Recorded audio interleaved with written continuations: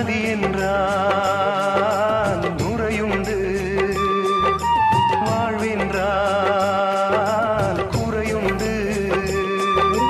ஐப்பசி வந்தால் அடைமழை காலம், சிலராயுள் முழுதும் ஐப்பசி மாதம்.